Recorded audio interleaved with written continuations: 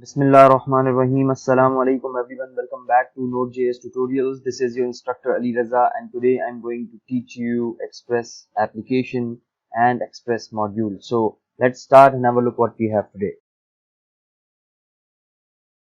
Alright guys, सबसे पहले हम ये बात करेंगे कि एक्सप्रेस है क्या चीज। एक्सप्रेस बेसिकली एक फ्रेमवर्क है जिसके जरिए से हम अपनी राउट हैंडलिंग करते हैं, जैसे कि हमने मैनुअली किया था, ठीक है। और एक्सप्रेस फ्रेमवर्क के जरिए से हमारा जो कोड है वो एक खातिर लेवल पे जाकर रिड्यूस हो जाता है और एक साफ सुथरा कोड हमारे सामने रहता है और हमें लेंदी कोड से हमारा जो है वो हमें नहीं करना पड़ता लेंदी कोड। और जो जो हम मैनुअली चीजें स्पेसिफाई कर रहे होते हैं वो सब ऑटोमेटिकली बैकएंड के ऊपर एक्सप्रेस फ्रेमवर्क के जरिए से स्पेसिफाई हो जाता है। तो npm.js की वेबसाइट पर हैं और यहाँ से हम लोग जो है वो एक्सप्रेस को इंस्टॉल करेंगे, डाउनलोड करेंगे। तो ये एक्सप्रेस मॉड्यूल है, आपने यहाँ टाइप करके एक्सप्रेस लिखना है और ये बिल्कुल वैसे ही इंस्टॉल होगा जैसे और मॉड्यूल्स आपने पीछे इंस्टॉल होते हुए देखें। तो आप देख सकते हैं कि सबसे पहले तो आपने इसको इंस्टॉल करना है। इंस्टॉल करने के लिए आपके पास इसकी ये कमांड है सिंपल सी, और उसके बाद फिर हम इसको यूटिलाइज करेंगे, ठीक है। So let's head towards the terminal, और टर्मिनल के अंदर हमने जाके क्या लिखना है, npm और इंस्टॉल के बाद हमें यहाँ पे लिखना है एक्सप्रेस। एक चीज का यहाँ पे ख्याल रखना है, अगर आपके पास नोड का कोई पुराना वर्जन है तो डैश डैश सेव ऐसे आपने मेंशन करना है फ्लैग। अगर आपके पास लेटेस्ट वर्जन है तो सिर्फ आप npm इंस्टॉल और एक्सप्रेस लिखेंगे, ठीक है। तो बेसिकली जो राउट्स हमने की थी, अगर आप देखें मैंने myserver.js के अंदर ये इंस्टॉल हो रहा है। मीनवाइल मैं आपको सिर्फ ये बताना चाह रहा हूँ कि हमने स्विच केस लगाया था, उसमें हमने पाथ को मेंशन किया था, हमने मैनुअली स्टेटस कोड रखा था और जो है ना हमने एरर पेज को रिडायरेक्ट कराया था एंड सो ऑन, ठीक है। तो ये सारे काम, और हमने फाइल रीडिंग कराई थी और उसको उसके जरिए से फिर हमने आगे सेंड किया था अपना जो डेटा है और रिस्पॉन्स के जरिए से एंड सो ऑन, ठीक है। और हमने जो है वो हेडर सेट किया था। तो ये सारे काम जो है वो एक्सप्रेस फ्रेमवर्क हमारे पास ऑटोमेटिकली हमें करके दे रहा होगा, हमें कुछ करने की जरूरत नहीं है। तो अब ये जो myserver.js है इसके बजाय हम एक सिंपल न्यू फाइल बना लेते हैं और इस फाइल का नाम हम रखते हैं app.js। अमूमन जो डेवलपर्स होते हैं, प्रोग्रामर्स होते हैं, वो जब इस तरह एक्सप्रेस वाली एप्लीकेशन बनाते हैं तो वो app.js रखते हैं, ठीक है ना नाम। अब अगर आपको कुछ और भी रखना है तो आप रख सकते हैं, कोई जरूरी नहीं है कि आप app.js ही रखें।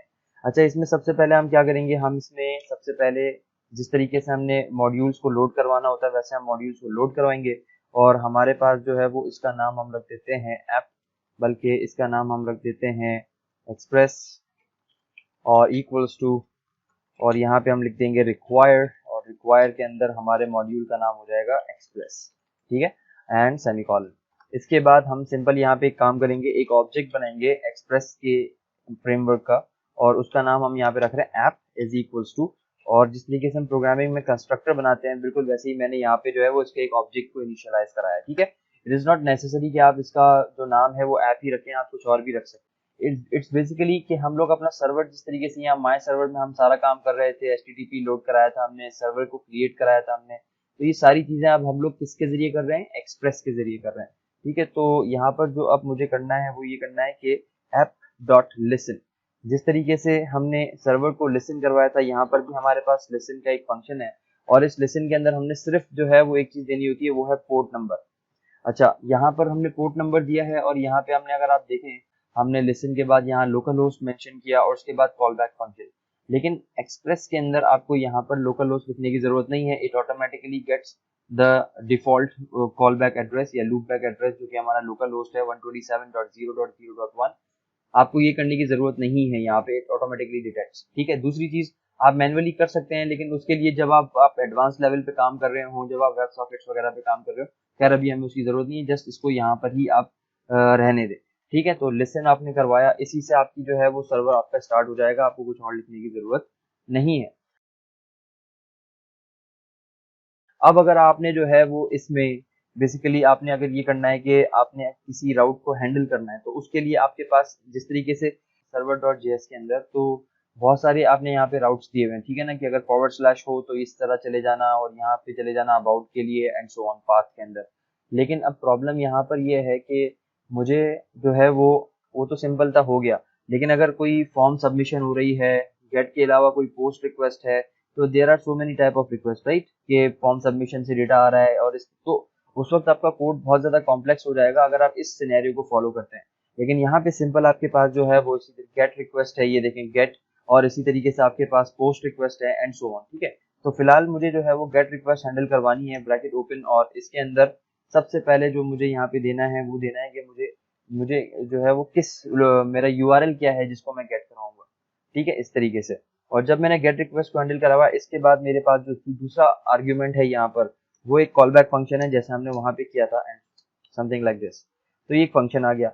जिस तरीके से फंक्शन हमने यहाँ बनाया था जिसमें हमने रिक्वेस्ट और रिस्पॉन्स को गेट कराया था, मैं आपको दिखाता हूँ। तो ये जो हमने किया था, इस एक रिक्वेस्ट और रिस्पॉन्स के अंदर हमने सारे ये काम किए थे, फाइल रीडिंग भी कराई थी, लेकिन यहाँ पर हम लोग अलग अलग यूआरएल के लिए अलग अलग सिंपल जो है वो गेट का फंक्शन यहाँ पे यूटिलाइज कर रहे हैं, और उसमें रिक्वेस्ट और रिस्पॉन्स को हम अलग अलग हैंडल कर रहे हैं। ठीक है, और इसके अंदर आ जाए, और रिक्वेस्ट और रिस्पॉन्स को हैंडल करने के बाद ये वैसा ही है जैसे आपने पहले देखा था। रिक्वेस्ट के जरिए से आप यूआरएल और जो जो चीजें आप रिक्वेस्ट की डिटेल्स में आप लेना चाहते हैं, जैसे हमने पहले किया था, वैसे ही कर सकते हो। रिस्पॉन्स पे हम रिस्पॉन्स भी जो है वो भेज सकते हैं।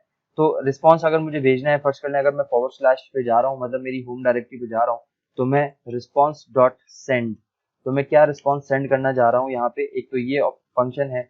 इसी के अलावा जो है वो आपके पास और भी फंक्शन है। हम लोग सेंड को ही यूज करेंगे, लेकिन हम लोग अगर प्रीवियस वाले जो हमने काम किया था उसमें ये किया था, हमने राइट करवाया था रिस्पॉन्स को, उसके अलावा हमने जो है वो उसके बाद रिस्पॉन्स को एंड भी करवाया था। लेकिन यहाँ पर क्योंकि आप एक्सप्रेस यूज कर रहे हो, तो हमारे पास ये सेंड का फंक्शन है, और इसके अंदर आप जो भी सेंड करोगे वो वहाँ पे आपके HTML के पेज के ऊपर रिस्पॉन्स के तौर पर सेंड हो जाएगा। फर्स्ट कर ले, मैं HTML भेज रहा हूँ, तो H1 और H1 क्लोज। तो पहले आपने क्या किया था, अगर आप पहले से कंपेयर इसलिए कर रहा हूँ ताकि आपको समझ में आए कितना बेनिफिशियल है हमारे पास एक्सप्रेस मॉड्यूल। तो आप देखो, मैंने यहाँ पे स्टेटस कोड सेट किया था सबसे पहले, और मैंने सेट हेडर किया था कि मैं फॉरवर्ड स्लैश HTML भेज रहा हूँ एंड सो ऑन। लेकिन यहाँ पर ये ऑटोमेटिकली गेट कर लेगा कि कौन सा जो है वो आपके पास इनकोडिंग टाइप है। ठीक है, सो वेलकम टू नोड, सही है, तो इसको सेव कर दिया हमने। और इसी तरीके से हमारा कोड यहाँ पे कम हो गया, हेडर नेम नहीं लगाया, और हमने जो है वो कोई स्टेटस कोड भी नहीं लगाया, ये ऑटोमेटिकली जो है वो 200 का स्टेटस उठा लेगा। ठीक है, तो अब इसको हम लोग चेक करते हैं। Alright guys, so what I have to write here, local host colon 3000 और यहाँ पे फॉरवर्ड स्लैश। तो इसके ऊपर मेरे पास जो है वो रिक्वेस्ट सेंड होनी चाहिए, लेकिन एरर आया है। क्यों एरर आया है? क्योंकि मैंने अपना सर्वर स्टार्ट नहीं किया। So what I have to write here, nodemon, जो कि हमने पिछले लेक्चर में इंस्टॉल किया था, और अब मेरे ऐप का नाम है ऐप, मतलब मेरे जो पेज मुझे चलाना है वो है ऐप। ठीक है, तो इससे मेरा सर्वर स्टार्ट हो जाएगा और लिसनिंग स्टेटस में आ जाएगा। राइट, आप देख सकते हैं क्योंकि मैं फर्स्ट टाइम इस चीज को चला रहा हूँ, तो इसको ये मुझसे परमिशन मांग रहा है, तो परमिशन आप दे दें इसको फायरवॉल की, अगर आपके पास ऐसा कोई अलर्ट आए तो, अदरवाइज जरूरी नहीं है। ऑलराइट गाइस, तो मेरा सर्वर जो है वो स्टार्ट हो चुका है परमिशन देने के बाद। अब अगर मैं ब्राउजर पे जाऊंगा और रिफ्रेश करूंगा, बल्कि रिफ्रेश वो ऑटोमेटिकली हो गया था, तो वेलकम टू नोड लिखा हुआ आ रहा है। ठीक है, और क्योंकि मैंने ना कोई स्टेटस कोड मैनुअली सेट किया, ना मैंने जो है ना हेडर टाइप सेट किया, लेकिन मैं अगर यहाँ इंस्पेक्ट पे जाऊँ और जो है वो लोकल होस्ट पे जब हम क्लिक करेंगे यहाँ पे हेडर्स पे, तो यहाँ पे देखें स्टेटस कोड भी ऑटोमेटिकली आ रहा है, और ये देखें यहाँ पे content is text for slash HTML। Alright guys, now इसी तरीके से हम इसको कॉपी करते हैं, और कॉपी करने के बाद यहाँ पेस्ट करते हैं, और यहाँ पर हमारे पास जो दूसरा हमारा राउट था वो था अबाउट, और अबाउट के लिए भी हम लोग यहाँ पे कर देंगे welcome to about page, let's say, तो about us page, something like this. Okay, and save, और सर्वर हमारा ऑटोमेटिकली स्टार्ट भी हो रहा है। तो let's go back to the browser and forward slash about. तो ये तो मैं सिंपल जो है वो क्या भेज रहा हूँ, HTML पे भेज रहा हूँ, और देखें यहाँ पे स्टेटस 200 आया है।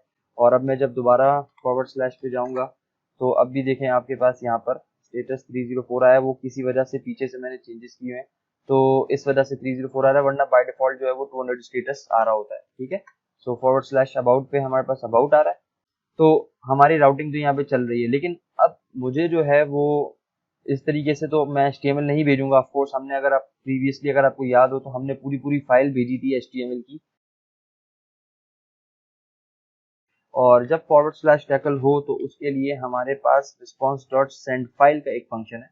हमने फाइल रीडिंग नहीं करानी, फाइल हैंडलिंग नहीं करानी, सेंड फाइल, और सेंड फाइल के अंदर यहाँ पे आपके पास क्या आ जाएगा, स्ट्रिंग। सबसे पहले तो आपने पाथ देना है, तो पाथ कौन सा देना है आपने अपना, अच्छा सेंड फाइल का जो फंक्शन है ना, ये पूरा का पूरा एब्सोल्यूट पाथ एक्सपेक्ट कर रहा होता है आपसे, लेकिन हमारे पास तो एब्सोल्यूट पाथ देना मुनासिब नहीं होता, तो हम डॉट फॉरवर्ड स्लैश लगा के तो रूट डायरेक्टरी अपनी स्पेसिफाई कर रहे होते हैं, लेकिन ये रिलेटिव पाथ है।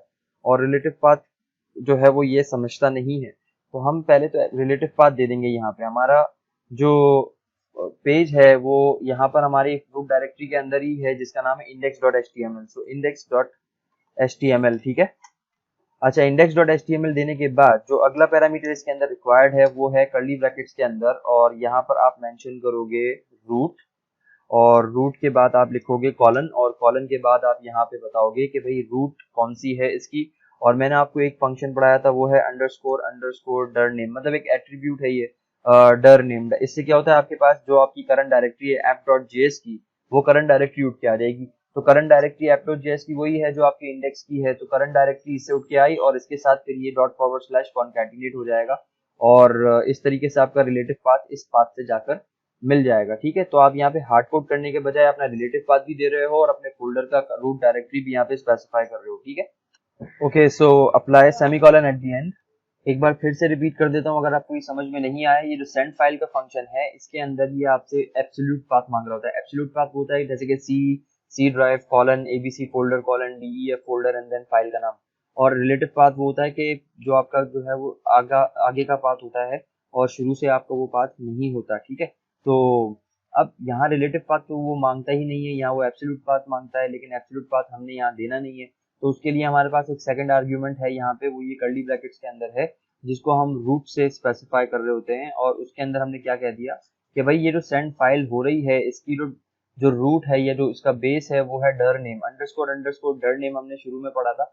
और इसके जरिए से हमारा जो करंट आपकी ये जो फाइल है इसकी डायरेक्टरी आ जाएगी। इसकी डायरेक्टरी वही है जो आपके नोड मॉड्यूल्स, जो कि आपके पास आपकी इस app.js आपकी index.html की जो डायरेक्टरी है। ठीक है, तो सेम डायरेक्टरी यहाँ पे अपेंड हो जाएगी शुरू में, और उसके बाद ये आपका index.html आ जाएगा। सही, तो अब इसको चेक करते हैं कि ये काम कर रहा है या नहीं। So let's check this out by going to the browser. और क्योंकि मैंने / अभी रखना है सिर्फ, तो आप देख सकते हैं मेरे पास मेरा पेज आ रहा है और स्टेटस अब एकदम परफेक्टली शो हो रहा है 200। ठीक है, तो इस तरीके से आप जो है वो क्या करोगे, दूसरे भी पेजेस को इसी तरीके से कराओगे। ठीक है, तो इसको कॉपी कर लेते हैं और इसी तरीके से यहाँ पर इसको पेस्ट कर देते हैं और इसको कमेंट कर देते हैं, और यहाँ पर अब इंडेक्स के बजाय about.html को हम दे देते हैं, और वो भी यहाँ पर हमारे पास मौजूद होना चाहिए। ये रहा about.html। ठीक है, इसको सेव करते हैं और चेक करते हैं कि अब हमारे पास about.html चल रहा है या नहीं। तो /about, और आप देख सकते हैं ये मेरा अबाउट अस का पेज यहाँ पे रन हो रहा है। ठीक है, अच्छा, अब इसी तरीके से हमने यहाँ पर अगर आपने नोट किया हो तो हमने डिफॉल्ट केस भी रखा था 404 के लिए। तो यहाँ 404 का काम तो हम कैसे करेंगे, उसके लिए हमारे पास जो है एक फंक्शन है। लेट्स कॉपी दिस फर्स्ट, और बल्कि कॉपी नहीं करते, डायरेक्ट लिखते हैं ऐप डॉट, और इसके बाद यहाँ पे एक फंक्शन है यूज। ये फंक्शन हर दफा चलेगा जब जब आप एक रिक्वेस्ट रिस्पॉन्स हैंडल कर रहे होंगे, और इस फंक्शन के अंदर जो पैरामीटर पास होगा पहला, वो आपका कॉल बैक ये फंक्शन है। और इस फंक्शन के अंदर वही काम करेंगे जो हमने पहले किया था, that is request comma response, और इसके कर्ली ब्रैकेट्स के अंदर हम अपनी रिक्वेस्ट और रिस्पॉन्स को हैंडल करवाएंगे। बस यहाँ पे फर्क ये है कि आपका जो पहला ऑप्शन है, ये जो आप राउट हैंडल स्पेसिफाई कर रहे हो, यहाँ पे आप राउट नहीं दे रहे। दैट मीन्स कि जब जब आपकी ऐप चलेगी, ये रिक्वेस्ट रिस्पॉन्स ये वाला जो यूज है ये लाजमी चलेगा। तो इसके अंदर हमने क्या करना है, res डॉट। अब देखो, सेंड फाइल तो हम करके यहाँ से जो है अपना एरर पेज शो करा देंगे जैसे कि हमने कराया था। लेट मी कॉपी दिस, और लेकिन इससे कोई गारंटी नहीं है कि ये एरर पेज ही शो कराए, क्योंकि ये तो स्टेटस 200 ही सेंड करेगा। तो क्योंकि ये बाय डिफॉल्ट 200 स्टेटस सेट कर रहा होता है, तो मैंने यहाँ कह दिया भाई ये मेरा एरर पेज है। मेरे एरर पेज का नाम है error.html, और डायरेक्टरी भी वही है एंड सेव। लेकिन इससे कहीं पे भी नहीं पता चल रहा कि ये एरर पेज है, क्योंकि ये तो उसको HTML ही कंसीडर कर रहा है। दूसरी चीज ये कि जब आप किसी भी रिक्वेस्ट रिस्पॉन्स को हैंडल करते हो, ये पूरी फाइल जो है वो एग्जीक्यूट होती है एक साथ, और हर जो गेट हैंडलर है वो चेक होता है।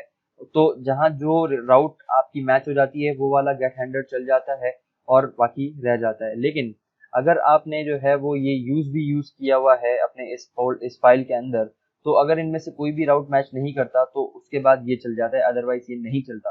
तो ये बेसिकली डिफॉल्ट की तरह ही है जो डिफॉल्ट हमने यहाँ लिखा था स्विच केस के अंदर। ठीक है, लेकिन इसके अंदर पहले तो मैं आपको इसको चला के दिखाता हूँ कि आउटपुट क्या आया है। अगर मैं यहाँ पे कुछ भी लिख दूं लेट से, तो आप देखें अनेबल टू लोड, लेकिन स्टेटस 200 आ रहा है। तो इस चीज को सेट करने के लिए हमारे पास यहाँ पे एक और फंक्शन है रिस्पॉन्स डॉट स्टेटस, और इस स्टेटस कोड के अंदर सॉरी स्टेटस के अंदर आप सिंपल एक नंबर अपना स्पेसिफाई कर दो कि ये 404 है भाई, कि इसका जो स्टेटस आपने मैन्युअली सेट करना है वो 404 है, और तब ये एरर मैसेज आएगा। और इसको सेव करते हैं और अब हम चेक करते हैं कि आप इसका आउटपुट क्या है। तो अब मैंने जब रिफ्रेश किया तो आप देख सकते हैं उसने आप 404 रिटर्न किया, जबकि जो चीज़ मेरे पास नहीं थी। आई होप यहाँ तक आपको क्लियर होगा कि किस तरीके से हम ये काम कर सकते हैं। ऑलराइट गाइज, अब अगर मुझे जो है वो रिडायरेक्शन परफॉर्म करवानी है अपनी एप्लीकेशन के अंदर, जिस तरीके से हमने पहले रिडायरेक्शन की थी, जिस तरह से मैं अगर अबाउट मी एंटर कर रहा था तो मैं अबाउट पे रिडायरेक्ट हो रहा था, बिल्कुल इसी तरीके से अगर मुझे यहाँ काम करना है तो मैं यहाँ लिखूंगा ऐप डॉट, बल्कि इसी को कॉपी कर लेते हैं, app dot gate copy and pasted below. और यहाँ पे हम लिख देते हैं कि अगर अबाउट के बजाय अबाउट अस का यूआरएल आ जाए तो उस वक्त हम लोगों ने रिडायरेक्शन परफॉर्म करवानी है, ना कि फाइल सेंड करवानी है। तो रिडायरेक्शन के लिए आपके पास एक फंक्शन है रिडायरेक्ट, और इसके अंदर मुझे कुछ भी पास नहीं करना, सिर्फ एक पैरामीटर पास करना है, वो है अबाउट। तो ये क्या चीज़ है, इसका क्या मतलब है? इसका मतलब ये है कि जब आपके पास फॉरवर्ड स्लैश अबाउट अस कोई एंटर करे तो वो कहाँ चले जाए, फॉरवर्ड स्लैश अबाउट पे चले जाए, और बस दैट्स इट। तो प्रीवियसली हमने देखा था कि हमने जब रिडायरेक्शन परफॉर्म करवाई थी तो हमने स्टेटस कोड चेंज किया था, उसका लोकेशन हमने सेट हेडर के जरिए से सेट किया था। लेकिन यहाँ पे क्योंकि आप एक्सप्रेस यूज कर रहे हो तो हमें ये कुछ करने की जरूरत नहीं पड़ी, हम सिंपल रिडायरेक्शन के फंक्शन को यूज कर रहे हैं और अपना न्यू यूआरएल दे रहे हैं, और इस यूआरएल के बजाय हम इस पे रिडायरेक्ट हो जाएंगे। So save this and check कि हमारे पास क्या आउटपुट आ रहा है। ठीक है, सो हमारा सर्वर स्टार्ट हो चुका है।